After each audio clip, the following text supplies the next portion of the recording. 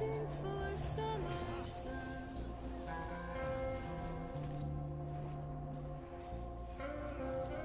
The hiding sun, like the hiding sun, feels like it's just begun.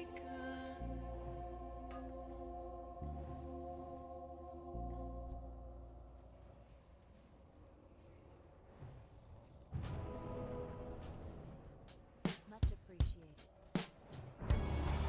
Just one more tear to cry, one teardrop from my eye. We make the safe for the middle of the night, when things are black and white. And did you at all remember 24?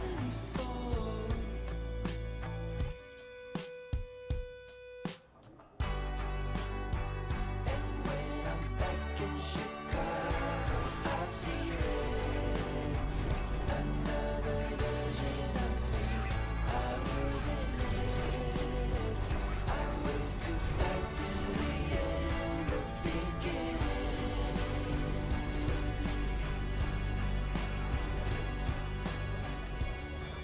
The song has started now, and you're just finding out. Now isn't that a laugh? A major sacrifice, but clueless at the time. And to Caroline, just trust me, you'll be fine. And when I'm back in Chicago, I feel it. Another version of me, I was in it. I wave goodbye to the end of beginning.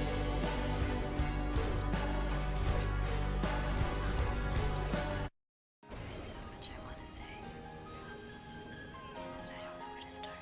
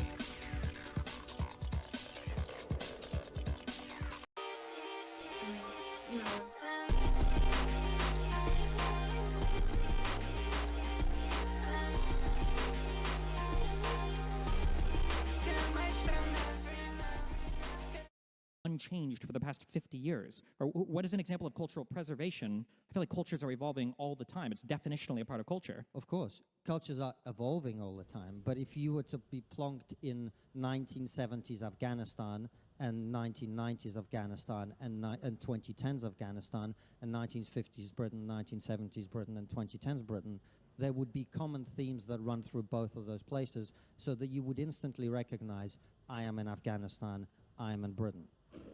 Would you accept that? I agree that different cultures are different, yes. Right, well yeah. done. Good. So we've got there then. Well, you just established that there are. This is like saying Different that cultures are different, which means that that they wasn't have the something question. about them Yes, and that makes them different. If right? you have a brother, both of you will be different for your entire lives. But But that there doesn't would mean, be a family culture that you have But- that's different to other families. But you wouldn't be the same as you were when you were 10 years old. No, you you would grow wouldn't. and change, Of right? course. So when you talk about But you're still the preserving same culture, person, right? What? You're still the same person. Yeah, but you're dramatically changed. But you're You- still the same. No. Are you the same as you were 10 or 15 years ago? What do you mean by that? The I'm same. You're not unchanged, right? Are you pretending to be a moron or are you actually being one? So your claim was that we need to preserve culture because cultures aren't supposed to change. And then no, you're that's not my claim. Okay, then help me understand. So I will, because if you stop if you don't interrupting me. remember, this whole topic started with I'm curious. What is a thing that is precedented? What's the thing that happens continuously through all of history that isn't changing? And then you pointed to the fact that Afghanistan and the United Kingdom are different cultures. Like that's something that I would reject. No, I didn't. I was just explaining to you what cultures are, which are the cultural differences between groups of people that remain fairly constant over time, despite changing somewhat, as all cultures do. Your definition of culture is the difference between your culture and another No, culture? I gave you my definition. You just said. You said it I- was the I came differences here- between cultures that change over time that define one culture against another one. Okay, let's reset. And Okay. you talk for a bit, and then I talk for a bit, and then you talk for a bit. Well, no, and because I talk noticed for a that this is how it feels like a lot of these types of people, the centrists, the reformers, the MAGA, whatever, is you paint with such broad brushstrokes that by the end of a sentence, I feel like you haven't really said much at all. And I'm just kind of curious why, when you guys speak about things like the preservation of culture, I don't really hear you allude to anything concrete. Or when you talk about wanting to preserve something, you talk about how something has changed. I don't necessarily hear, like, what are the things that are changing that you don't like. You'll point to things like crimes, but I mean, like, crimes are illegal. Obviously, they shouldn't be happening. I just don't really hear anything concrete ever, and it's very unsatisfying to listen to a bunch of people kind of ramble on and on and on without ever having a clear point about what they're talking about. So I guess I'm just trying to figure out, for British or American culture, what are these things that you feel are common, maybe you go back 30, 40, 50 years, that were common across the whole country that you feel are changing in a way that they never changed in the past? Okay, done? Are you going to answer that question? He's not going to answer the question. Go ahead. I've attempted to answer your question many times, and I'll do so again. However, first of all, am I going to be okay to speak now for a bit? Is that going to happen? Sure. Can you repeat my question first so I know what you're... Your question is about what is culture. You brought up crime. That wasn't my question. My It wasn't your question is, question. over the past 30 or 40 years, what are things that have changed Yeah. in American or British culture that you feel over the past 200 years before that were unchanging? Okay. One of the things that has changed in Britain over the last 30 years is we now have extensive number of Islamist terrorist attacks, mass stabbings, mass rape of British girls by Islamist and Muslim grooming gangs. This is not something that happened in this culture before.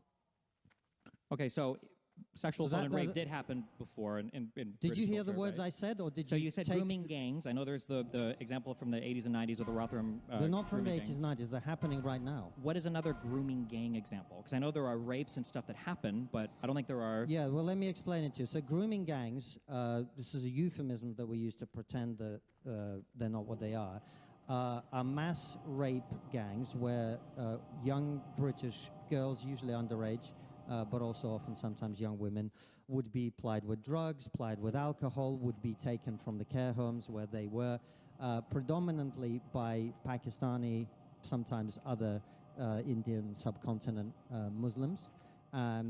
They would be targeted primarily because they were white and British, so these were racially aggravated hate crimes. And they would be mass raped over periods of years sometimes. That did not used to happen in Britain. So That is a cultural it did used change. to happen. Can I 'cause the finish big- what I'm saying, Okay, please? you're not going to answer my question. Okay.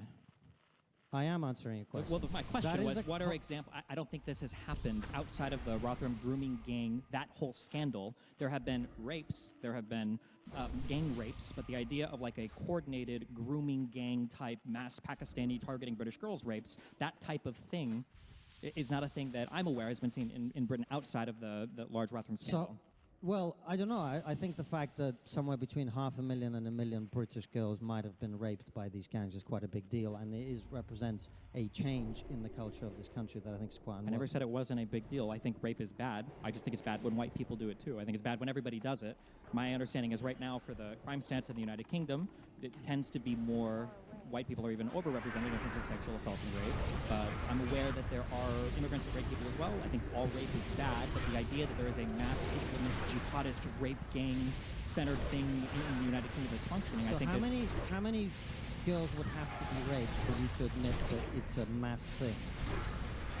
the question isn't if it's a mass Well, thing. The question is if it's half a organized. You have a million huge girls- problem with definitions. if I'm sorry, let me try to half keep this a mi- tech. if You're half a not million understanding. girl- You're not following the conversation. Stephen, you've Rape gotta- is bad, if but half a million- organized let- grooming gang You've asked rape me a is lot of that's a different questions, and thing. every time I answer Well, them, you're you not ignore answering my really answer. at all, but Now go ahead. answer my question. Yeah. Answer my question. If 500,000 girls have been mass raped in this way, specifically being targeted because they were not of a particular religion or ethnicity, how many of them would have to be treated in this way for you to admit that it's a mass thing?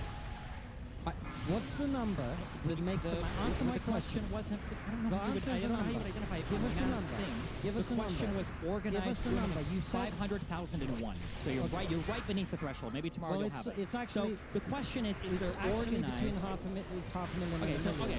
okay, I'll ramble for a you second and then agree you that can it's ramble mass. after. So We're you not gonna agree go back that and it's forth. mass. My issue is because you guys you do this thing over and over again, but you won't accurately identify a problem. You'll invent these things because rape isn't bad enough. Now it has to be like a mass grooming gang rape thing. And then what happens is you conservatives, you play this game where you falsely identify a problem, you lie to the audience about it, and then you manage to gain power. You go through with some wacky scheme. Go figure, the wacky scheme doesn't fix anything, and then somehow you come back with the same recycled narratives over and over again, asking for another shot at it. It's happening right now with Farage and Reform.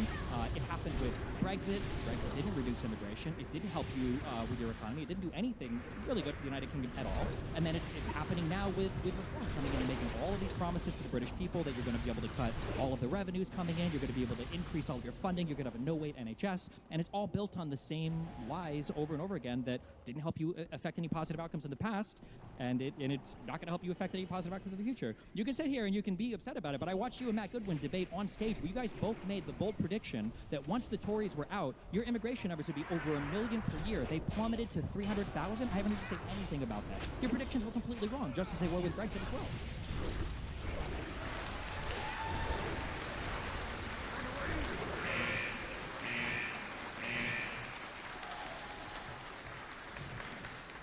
Well, that was a wonderful presentation. The problem for you is I voted Remain on the referendum.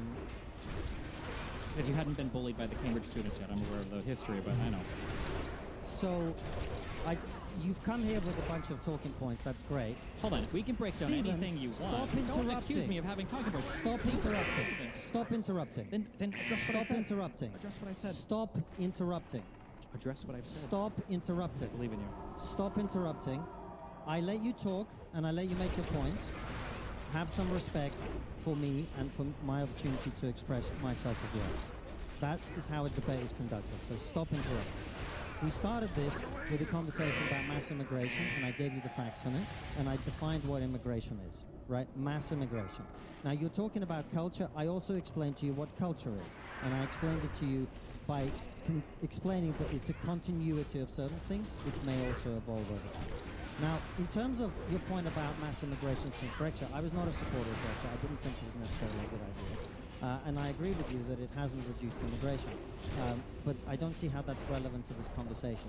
We have had mass immigration happen in this country continually over a long period of time, which has changed the country in the way that I gave you. And I gave you a number of examples, like Islamist terrorism, like grooming gangs, and other things, which I don't think you're able to address because they counteract the argument that you keep making, which is, well, nothing changes when you bring in 8 million people over 30 years. Did I say that? Can I finish, please? Did I say that? Can Why do I you have to finish? invent Can I finish, points? please? You Can just I can't fin- address anything. Can I finish, please? If I Pretend interrupted it's a you, podcast if I episode. Go ahead. interrupted you every Make a time you decision. misrepresent my Go for argument, it. you'd never talk at Go all. for it. Okay. So, can I finish, please? You made the point that Basically, what I'm trying to say is, not trying to say, what I'm saying is, when you bring in large numbers of people into a country from a different culture, that will necessarily change the culture. The other thing that I explained to you is there's been such a large wave of immigration into this country now that has fundamentally changed the sense of British people about the place in which they live. It is affecting the demographic dynamics of major cities in this country and the way people feel about that. But all of those things, the facts that I gave you about immigration, they are what they are. You can think that they're good, you can think that they're bad. That is a separate conversation. The facts are what they are, right? There's also a thing about how British people feel about it. When I came to this country in 1996, 3% of the British public thought that immigration was a major concern. Today, about 65 to 70% of British people say that there are too many immigrants in this country and too many immigrants coming here. Now, I think British people probably have a better idea of how they feel about immigration than you, Stephen, and that is how they feel. Why do you think over half the British population believes that the majority of the immigrants here today are here illegally, if they've got such a great handle on it or a great idea about what immigration is doing to the country? The reason that people overestimate immigration is people generally, when asked about things, overestimate pretty much everything or underestimate things terribly because people are not very good with numbers. But the other reason, of course, people aren't able to quote you the exact number of people who I didn't ask for a quote of the exact number. You said this earlier, and I'm addressing your broader point, which is why do people misunderstand the immigration statistics? Is that people don't look at immigration as this is the number of people who came this year and this is the number of people who came last year. They look at the reality of their lives, they look at the change they see around them, and what they're really concerned about is the cumulative impact of immigration over the period of their lifetime, which, as I explained to you, has been huge, unprecedented over the last 35 years, and will be even more unprecedented in terms of its cumulative impact over the next 35 years. Now, it's true that immigration has come down to 300 and something thousand in the last year. Doesn't mean it will stay that way, but also I never predicted it would go to 1 million from that big. But the point I would make is the transformation over a 30-year period is what people actually care about, and which is what they're right to care about. Now, as for the point about illegal immigration, yeah, it's true. Illegal immigration is a smaller percentage of the total immigration that we have than legal immigration, but it's still higher today than it was 35 years ago and 30 years ago, which is way too high. Illegal immigration should be zero. Wouldn't you agree with that? Do you have any final thoughts before we move on to the next? Yeah, I mean, every crime should be zero, but there's always going to be some amount of crime or some amount of illegal immigrants. I guess the issue I have is that, you say, why do the British people not understand the exact numbers? I didn't ask for the exact numbers. It's like 10 or 11 million to 1 million. There are different estimates from 500,000 to 1.3 million or whatever illegals. It's a big ratio, 10 to 1 to be off by, to assume it's 50-50, or that there are more illegals than there are legal immigrants here. And I think the issue is people in your position, or people like Reform or Restore, depending on how the right want to go, lie constantly about the immigrant population in the United Kingdom, and then as a result of selling those lies to the people, you get these ridiculous plans or attempts to fix it all in the United Kingdom, and because the problem was never as severe as it was stated in the first place, the problem ends up not being solved, and then you exacerbate other problems. So at the end of the Tory government with this attempt with like the Rwanda plan, this idea that you're going to ship people to other countries to have them processed first, or with the idea that leaving Brexit would give the UK greater control over their illegal immigrant population. And the reality is it did just the opposite. You didn't have the right to access the same people that were trying to claim asylum in the EU, and then if they were rejected once there, to send them back if they came to Britain next. You lost access to a lot of these things. And then the same people that were in charge of pushing those ideas are now telling you and selling you on the idea that reform is going to come in and somehow fix the very same issues that they've been lying about and have failed to fix in the past. And you might hear this talking point, this cope that, well, reform is different. We're not going to be like, the old conservatives. But then you've got, all your politicians are going to be empty Tories that are defecting to join the new reform party. So I don't know where all this new blood is going to come from. I don't know. It just seems like a whole bunch of here's a big problem. I'm going to put it in front of you. There is like a real problem here. Regardless of what you said earlier, I don't think rates are good, mass rates or normal rates. I think there should be some probably cap on what type of immigrant and how many should come to the country. I just never really hear a discussion on any of that. I just hear 500,000 British girls have been gang raped by mass grooming gangs, and it wasn't like that when I came over in '96, despite the fact that the broadband grooming gang scandal started in the '80s. So I don't feel like I ever hear anything except from talking about. Well, it's a pity we didn't have someone from the formal stage to rehash your Wikipedia talking points to them. You're a Reform voter, though, right? No, Really? I've never voted for Reform. Would you vote for Reform in the upcoming election? It depends on who stands in my constituency. Last election, I voted for Liberal Democrat. I didn't ask about last election. In the upcoming election, will you vote for Reform? I will probably vote for the same person who's a Liberal Democrat. Okay, so you don't think you would support the Liberal Reform guy? I don't know. Liberal Reform, there's no party for I'm sorry, you won't support the Reform candidate in whatever upcoming election. I don't know if it's such I just told you that at the last election I voted for Liberal Democrat. Yeah, I know, but the And reason at why the you're le- saying that is because you Stop won't answer for the interrupting. next one. Stop interrupting. Stop interrupting. Stop interrupting. Yeah, go for it. I just told you that at the last election I voted for Liberal Democrat, and at the next election I intend to vote for him as well. I'm just curious. You said in the past you regret, or not that you regret, that you voted Remain for Brexit. Do you think that was a good vote? Do you think you should have remained, or do you think Brexit was a mistake? I don't regret my vote for. Do you think Brexit was a mistake? I think it had its negatives and positives. Yeah. Like Are you sure you're not running for a political party right now?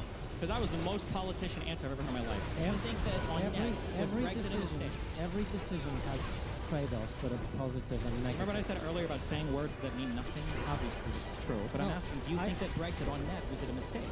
I think a lot of people think that Brexit ruined the economy. I'm not asking what a lot of people think. I'm asking you on net. Do you think that Brexit was a mistake?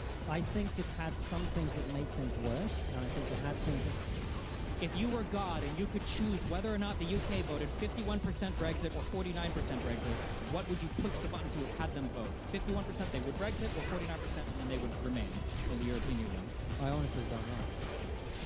Okay, but so the reason why I asked this question is to illustrate, how frustrating it is when people like you say things like, well, I voted Liberal last election, or I voted Remain. Okay, you don't stand by that anymore, though. You No, I constantly do. this thing. No, you don't. You constantly do this thing when you come on stage, or you go on your show and you'll say things like, I used to be a Liberal, but the Liberals have changed so much, or I used to be a Never left said that. leaning person. Never The said I know you've tweeted the dumb picture. I I've know never you've said- done it. I They've have- changed so much, and now I have to identify with the center right. I've heard you literally say things like Tommy Robinson makes statements to the left on immigration compared to Hillary Clinton and Barack Obama. He does. He does. I've heard you say That's a things fact. right, but then when That's a I ask, fact. but then you guys say that everybody else has changed, but then I ask you about your past political votes, you won't defend them. So it seems like you're the one I that's do changed, defend. which is fine, but you just own that. I voted Remain for reasons that were entirely different from the reason that most people voted Remain. The reason I voted Remain is I thought that it would weaken Europe's ability to stand up to Russia. I think I've been proven right on that. And I think the division within Europe has made Europe weaker in terms of its ability to stand up to Russia, and I think it's seen that. So in that respect, I think I was right to vote Remain. What I don't agree with is the narrative that a lot of people like to spread, that Brexit ruined the economy. I don't think that's true at all. If you look at the way other European economies are performing, they're performing even worse than the British economy. So my attempt to give you a nuanced answer is not my refusal to stand by my votes. It's an attempt to use my brain and give you a nuanced answer. Now, in terms of final, did you want to wrap up and move on? Yeah, just final thoughts on this topic. That would be great, John. So final thoughts on this topic. I would just recap and maybe add one other thing. We have had a level of mass immigration into Britain that has been extremely disruptive over a fairly short period of time, that has created an environment in which major cities in this country are effectively no longer the domain of the native population of this country, which is very disruptive to the people who've lived here. I'm not one of them. I myself am an immigrant, but I totally recognize that that's happened. I think culturally there have been some terrible things that have happened. I mean, the example of terrorism and grooming gangs is just one of them. But the failure of integration more broadly has been a big problem, to the point where you now saw in the by-election of Wharton and Denton, the Green candidate campaigning in Urdu in a foreign language, in a language not of our country, which I think is a signal of the terrible divisiveness that is we are likely to see in other communities, in other constituencies where some communities haven't integrated at all. And I think what that signals is a counter, a democracy works when people vote on the ideas that are being offered to them, not the ethnic and religious background of the candidate or the things that they will tell them. And I think you're increasingly seeing that. So all of these things are big worries to me. And of course, a lot of this would have been much easier to manage if we hadn't also at the same time had the doctrine of diversity, inclusion, and multiculturalism, which have, instead of creating a monoculture into which people are encouraged to buy in and integrate, have instead created a society in which people are encouraged to see themselves as members of an individual community, which I think is essentially the end of a democratic process the way we've understood it to this point. So I think these are all terrible developments, and if this continues, it will only get worse. Thank you. I mean, we introduced new things, so I don't know.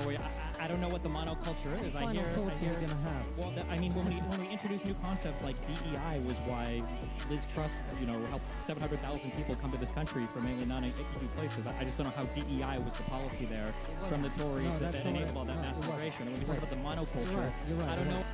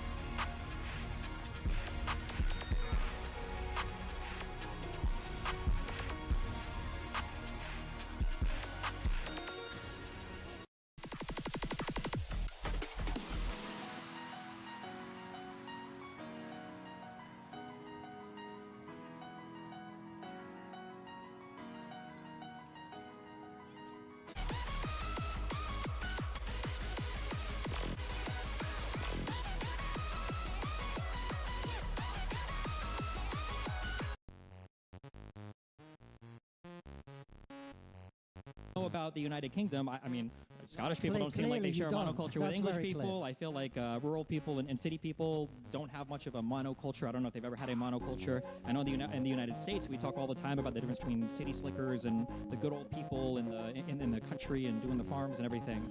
But then we're also simultaneously very concerned about demographic change in the cities.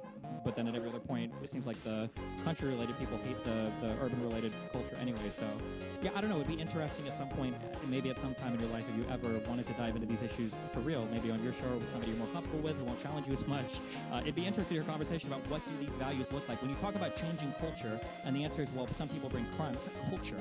That's like changing culture would require you to identify some fundamental aspect of the culture of a country, and then and then to point out how that fundamental aspect is changing. When you say immigrants are coming and a lot of them commit crime, it's not really a real answer. It's not very satisfying. It's not really getting to the heart of the issues. And Shall we move on to wokeism? Sure. So the question is, speaking of culture, has wokeism caused harm to the political climate? Want to go first again? yeah, sure. My question is going to be the exact same as the last one. How do we define wokeism? And can we name, like, 3 woke policies that we think are destroying Western culture? You're a participant in this debate, so why don't you define them? Well, the thing is, I can't, because your guys' definitions for everything change at all points in time. That's always the issue. That's always the frustrating thing when it comes to fighting Who's us guys? conservatives. I'm not a conservative. I know you so- say you're not, but the conservative identification of wokeism and the idea that wokeism, whatever Let's that forget about boogeyman- conservatism. Let's Okay. talk about wokeness. So Okay. what would be your definition of wokeness? in the broadest sense, usually it's social issues that are very, very far left of the norm, I guess. But these positions in the United States, at least, tend to be held Such as? It might be certain things related to, I mean, trans people are obviously the hot go-to topic for everybody. It might be things specifically related to trans people. It might be things related to, they call it CRT, now they call it, or there was affirmative action, then CRT, then DEI. It might be people who are socialists, about the economy or whatever that means to people. It really depends on where you're at, who to consider what woke or what the conservative boogeyman of the day is. I don't know what the conservative point of view. So your point of view is that wokeness is about trans people and DEI? That seems to be the case when I look at So that's your definition. I don't define things as a wokeism. It seems like a really vapid, stupid definition. I would just talk about the issue or the policy I itself. guess your issues with the topic of our debate then. Well, no, because I think that you obsessively talk about wokeism, so it's probably a good thing for us to have a discussion I'm asking on. you to define it so that instead of continually asking me questions and then pretending not to understand my answers, we actually address your argument. So If you feel like there's an answer I don't understand, you your can feel free to definition- ask me to explain your your answer. I can definition- do it with your ease. They're very definition of- simple. You only need the cognitive power of like a 9-year-old to understand them. So your definition of wokeness is, again, just coming back to it, so we're clear about the what we're median discussing. view on social beliefs, the things that are to the furthest left, the most progressive, the most college student-y, young things, they tend to be around like gender things or minority issues or LGBTQI, whatever the Okay. status. These tend to be like things people are like, what? So what we're discussing in this section of the debate is whether far-left politics and progressivism has ruined society. Is that the discussion? Yeah, sure. What would you The yeah, question sure. was on wokeism. Right. The issue is, And I got you to define it as far-left progressivism. yes. So Insofar as I would define it, I don't see it as a major threat, at least to the United States, because I don't think that the people that tend to hold these views have any real political power. It tends to be college kids and people on Twitter. But conservatives are very concerned about this, and they talk about these issues all the time, and then they use them to power their policies that end up being even more regressive than the super woke stuff was progressive, because it wasn't really manifesting in a real way anyway. And now I have a country where half the states don't really have the ability to get an abortion for women because people thought that every 4-year-old was being forcibly transitioned to another gender. It's my issue with it. Well, that's your country and your issue. But just coming back to our definitions so that we can know what we're discussing. What you're addressing is, has far-left progressive politics had a negative impact on our society? That's how you understand this discussion, correct? Am I going to say yes here, and you're going to go, I'm glad you agree that wokeism is far left? No. Yeah, I guess yes, that would be my understanding of this discussion, Okay. yes. So, Yes. good. Now we know what we're actually discussing. So, in terms of its impact, I mean, one of the most obvious things, and I brought What up... is your definition of wokeism? I agree with you. I agree with your definition. Okay. All right. Okay. I think it's okay to agree on a definition to have the discussion, right? That's why I did it, so that we could agree on the definition. Oh, okay. It felt a little bit more passive-aggressive than that, but my bad. Well, I that's your misinterpreted bad. it that way. Yeah. Okay, go for it. I just, I've worked out the tricks that you play, and so I've trapped you in your own logic. And to be clear, the trick that I just played was asking you for the definition of a term. Yes. Okay, gotcha. All right, That's my bad. right. I That's know that right. we don't like that here. Exactly okay, my right. bad. Okay, go That's ahead. exactly right. Because what you do is you don't define it yourself, so that you can then argue with my definition for half an hour, and so we can't have the actual debate. Now be quiet, and I'll gonna define my now terms be if you quiet, want. Well, I'm only be going to quiet, be quiet. Be quiet. I'll define my terms if you want Be me to. quiet. But wokeism Be is from you quiet. guys. It took me about 10 minutes to get you to define woke. I'm glad we did it. Now we can have Now the you're going to actual use my discussion. definition. I'm glad I could Now provide we you can with have one. the Go actual for it. discussion. Okay.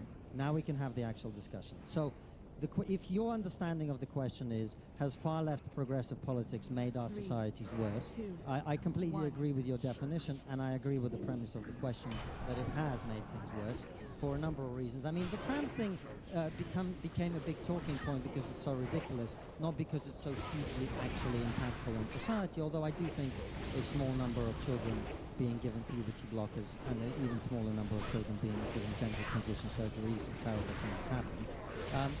I think more broadly, though, I mean, one of the most obvious examples is we now have a society which has, I mean, it's not codified and it's not expressed in,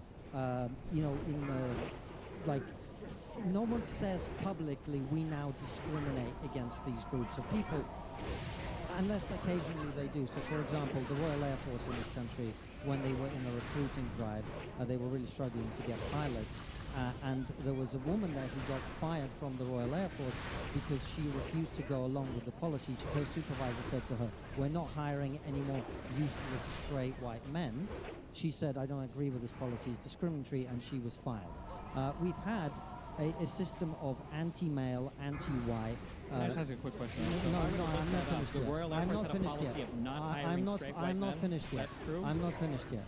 You're killing us now. So you can. This is something you can look up. It was covered extensively in the news in this country. Probably wasn't covered that well on Wikipedia where you did the research, but No, but on the Sun and all of your but favorite it was- publications, it was- I'm sure they talked about it a lot. no, actually it was covered extensively across the And mainstream that what they media. covered was that the Royal Air Force Can was I not finish hiring my straight points, white men. Well, Stephen? you seem to Stephen, respond to something just competitive. well- so that wasn't the policy. I can tell because you're not answering. That was the policy that was pursued by the Royal Air Force. It was revealed by this whistleblower who was fired for revealing it.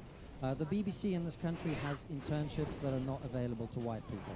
We effectively have created a system of passive, tacit, sometimes open discrimination against different groups of people.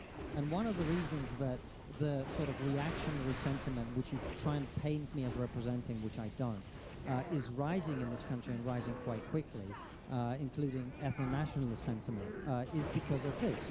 And the reason I opposed wokeness from the very beginning and far-left progressivism from the very beginning was that it was obvious to me that the number one consequence of pursuing radical left-wing progressivism and racial essentialism of this kind would be that the majority population would begin to pursue identity politics for itself.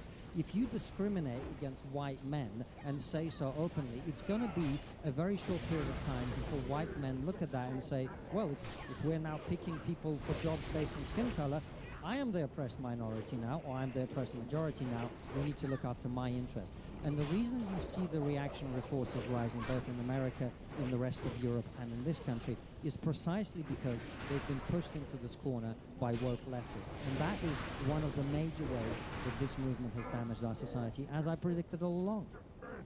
So, I would say the least impressive thing about conservative predictions is that typically what they'll do is they will build their own enemies, they will cry about the enemies, and then when they manage to convince everybody else that those enemies are real, and then those people react against those enemies, they try to say that, well, it was the enemies in the beginning that caused this particular problem to come about. And I guess the issue that I have is, when it comes to woke-related stuff, it's hard to find ever, like, what are the particular DEI policies or affirmative action policies that we're talking about. It's always some vague allusion to airlines don't want to hire white pilots, or they lower their standards for black pilots, or these things that tend to not exist when you actually dig into them now. I don't know, maybe it is the case that the Royal Air Force actually had a policy of not hiring straight white men. It did, yeah. Okay, I'll look into that. I'm curious about that. When I look into it, it's going to be completely untrue, like most of the stuff that you bring it up. But I'll look into it. Maybe it was true. And, you know, if it is, I would say that's not a good thing. That you shouldn't be doing stuff like that. But I Okay. guess the issue I have is when we talk about magnitude, I think you said earlier that sometimes people fixate on these issues a little bit too much, but it's because they're such common sense issues. When I look at the United States right now, and I think how many trans people are there, how many people are doing stuff related to trans people, the number of people is incredibly small. It's like 1%. And the idea that that would somehow cause so much of a population to become reactionary that as of 30 minutes ago, I'm pretty sure Iran has tried to bomb like 7 different countries because we have a president who is a madman who is going on a rampage against the entire world insofar as trade and bombs goes. I just can't, in my mind, rationalize how so many of these smart people I'll say in the center like you who say, well, I can obviously identify that this is a problem. Why don't you ever identify any of these super obvious problems on the right or any of the super obvious problems that are reactionary to the other things that were reactionary, especially when the issues in the United States on the right are represented through every single pylon of power that the conservatives have, and on the left they're in colleges and on Twitter and Facebook and sometimes in AI world on Sora. This is an article from Sky News. Could you just read out what it says, please? So I see the AI summary here is applicants. Read out the headline. Well, I don't know if this is a headline or if this is a... Read out the headline. Okay, so it says applicants seeking to join RAF described as useless white male pilots in bid to hit impossible diversity targets.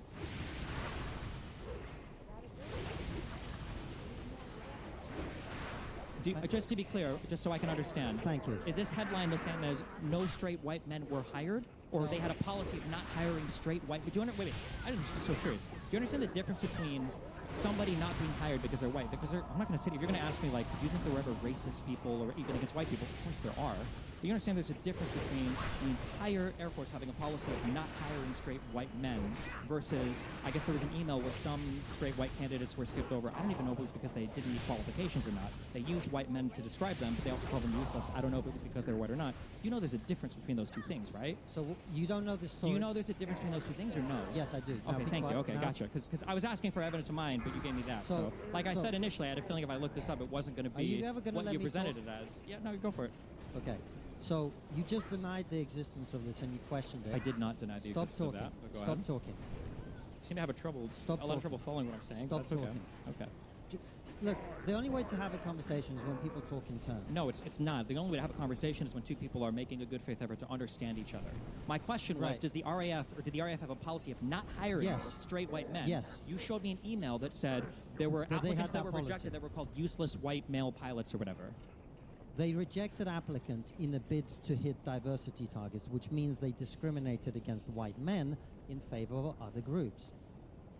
Yes, but that doesn't mean that in this particular email, but that doesn't mean that they were not hiring any straight white men I didn't for some... say they were not hiring any straight white men. I said they were discriminating against them in favor of other people to hit diversity targets, which were described by the people who were charged with recruiting them as impossible to hit. In other words, they were deliberately undermining both the efficacy and the fair treatment of people in their hiring policies because of DEI. Okay, so this... Do you get it now? The position of now, yes. And that Okay, sounds more good. realistic, that there might have been a hiring policy that favored some groups of people that weren't white over the Right. white ones Right. to cause them to get hired when it might have been in a blind trial the white people would have been hired otherwise. Yes. Right. Do you understand that that's significantly different than you saying the RAF had a policy of not hiring straight white pilots? First of all, I don't know what straight had to do with... Are you bi? Do you get like a special application on the... Well, I'm sure you'd want to know the answer to that question, but I wouldn't because I would never become British. Jesus Christ. Yeah. But So I think I've just... Look, this is why I brought it up, because the idea of a conversation is good faith, but if you question anything that I bring up that you don't know anything about, and then say, well, I don't believe that this happened, and I present you evidence that it did happen, and then you still continue to deny it, I don't see how we can have an actual debate.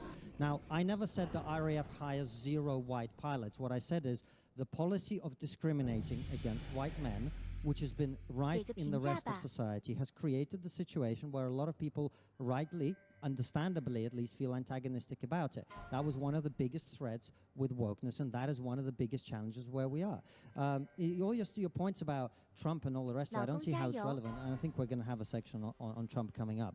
I made the point, I think, about trans, that I think trans, I mean, the insanity of some of the things we've been asked to believe, which is like, you know, if you say you're a woman, you automatically become a woman. I think people rightly balk against that because it's ridiculous. Doesn't mean it's the #1 issue. I've never said it's the #1 issue.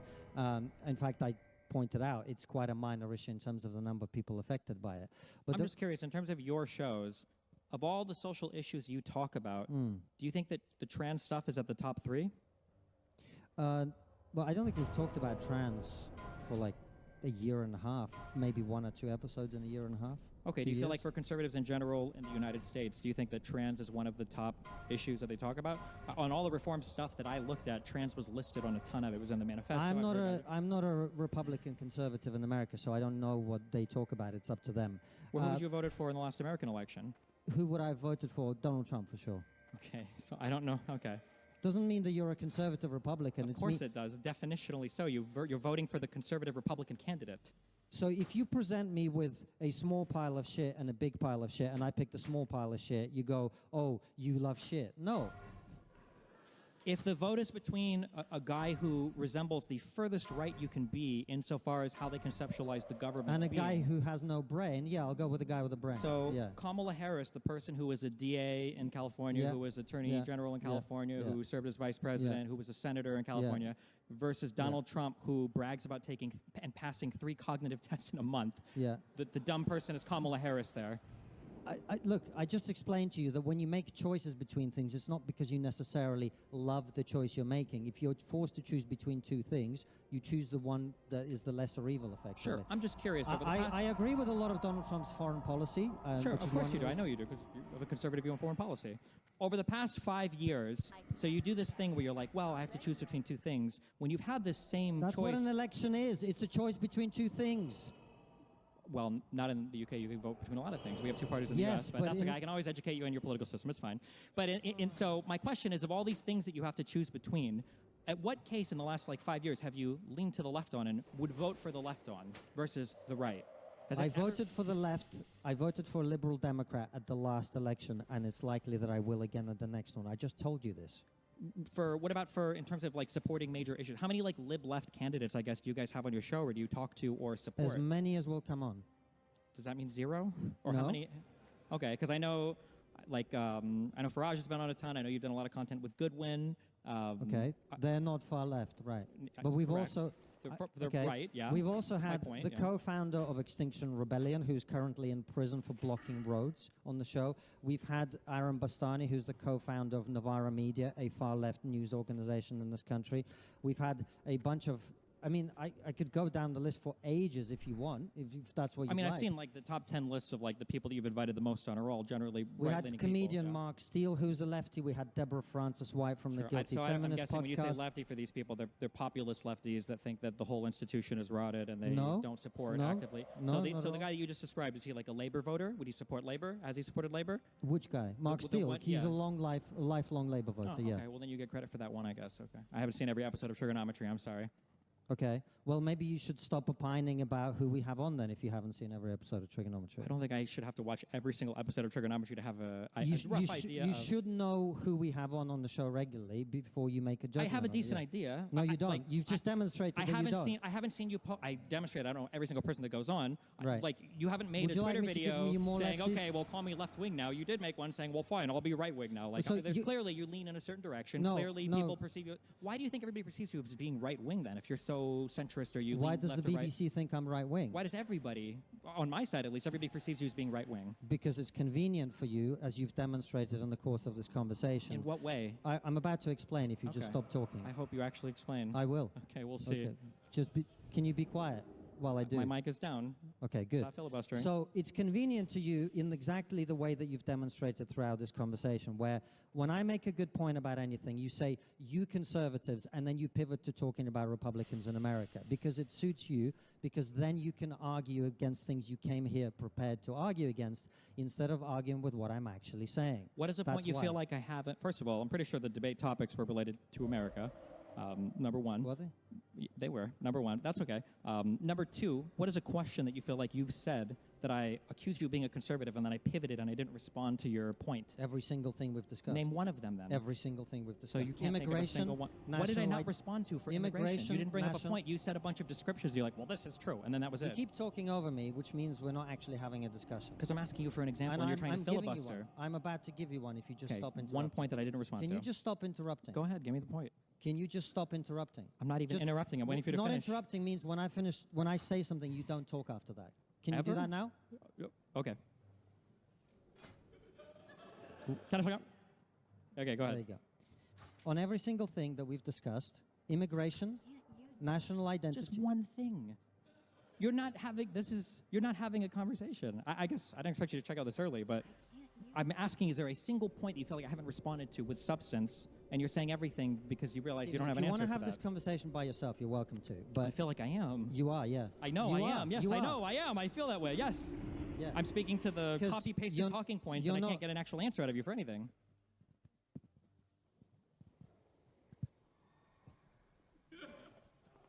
I can give you better answers if you're looking for them. Yeah.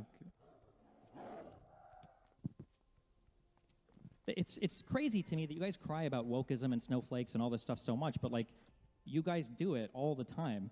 You made the claim that I'm avoiding answering any of your arguments because I'm calling you a conservative. I think you are a conservative and I labels you as such, but I'm not dodging your arguments. There's not a point you brought up that I refused to address. That's why I asked you for an example of one, and you weren't able to give one. And that's fine if you're not able to give one, but then don't continue to filibuster and make the claim. Just say, okay, well, I guess maybe that was an unfair thing I said, and here's a point that I'm going to make that I would like you to address. That would be the time where you would say, here's a thing that I brought up. You pivoted and you didn't address that particular thing. That would be a thing you could do if I was actually dodging and pivoting from all your points.